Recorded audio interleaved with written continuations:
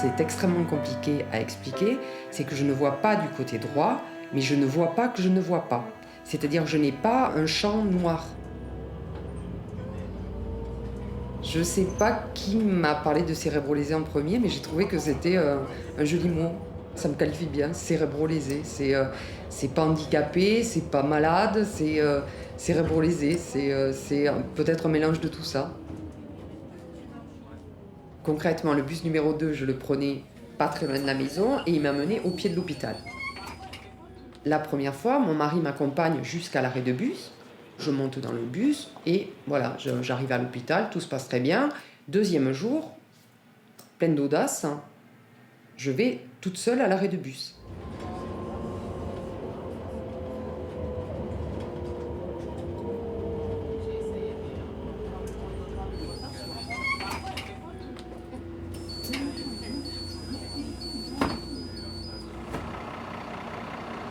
Qu'est-ce que je fais là? Qu'est-ce que je fais là? Mais qu'est-ce que je fais là? Il est où l'hôpital? Mais à aucun moment, je me suis dit, vérifie le numéro de bus. Je prenais le bus, je me disais concentre-toi, concentre-toi, je montais dans le bus. Si j'arrivais à destination, je me disais c'est super. Et si j'arrivais pas à destination, je me disais ah, raté, la prochaine fois. Et je reprenais le bus en sens inverse et je recommençais et je repartais à l'hôpital avec le bon bus. Mettre un pied devant l'autre et me reconstituer, me recréer, me réapprendre à lire, réapprendre à écrire, réapprendre à compter, réapprendre à parler normalement. J'avais l'impression d'avancer sur un petit chemin dans l'obscurité avec le vide à droite, le vide à gauche et je ne savais pas ce qu'il y avait en face.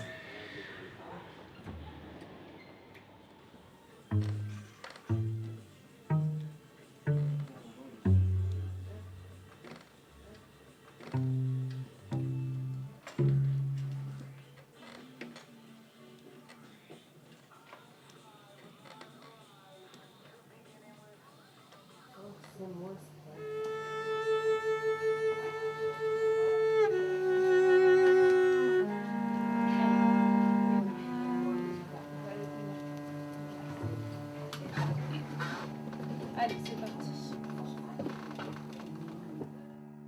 Vous voyez dans le miroir que vos pieds sont à peu près alignés avec la largeur de votre bassin. Là, vous vous tirez un peu trop. Vous êtes trop en arrière par rapport à vos pieds.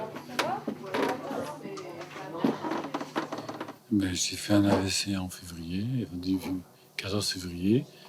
Et puis, je suis allé aux urgences d'abord pour qu'on constate ce que j'avais. On m'a dit que j'avais fait un infarctus dans le cerveau.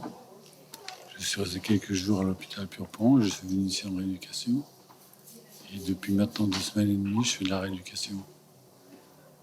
Et j'avais, comme séquelle, j'avais une hémiplégie droite complète et une légère paralysie faciale qui m'empêchait de parler clairement. C'est revenu un peu, mais pas trop. Et le reste, bien, ça revient au fur et à mesure de la rééducation.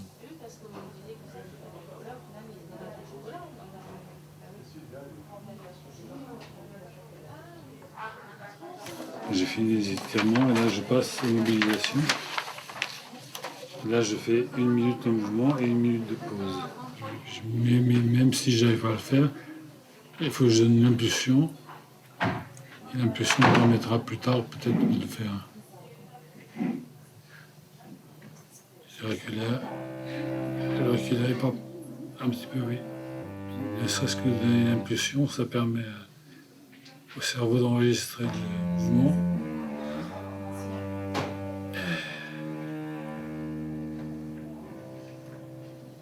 Madame. Bonjour. Bonjour, madame. Je veux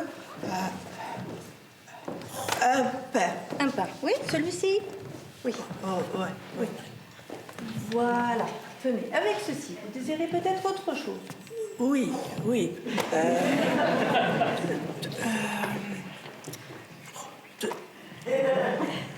Deux. Deux, oui. Deux. Il y a des gens blessés ici, madame. Si vous ne savez pas ce que vous voulez, refaites la queue. Quand on est hospitalisé, quand on a récupéré, on est autorisé à rentrer chez soi le week-end juste. Mais seulement il faut avoir récupéré suffisamment.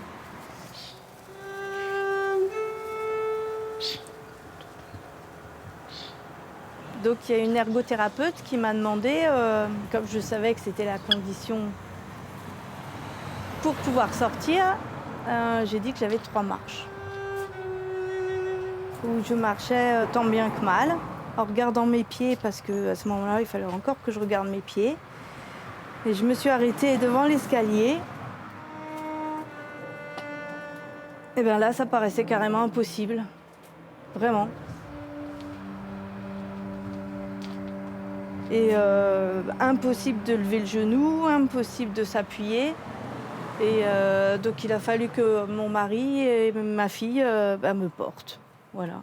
Et c'est grâce à eux que j'ai pu monter.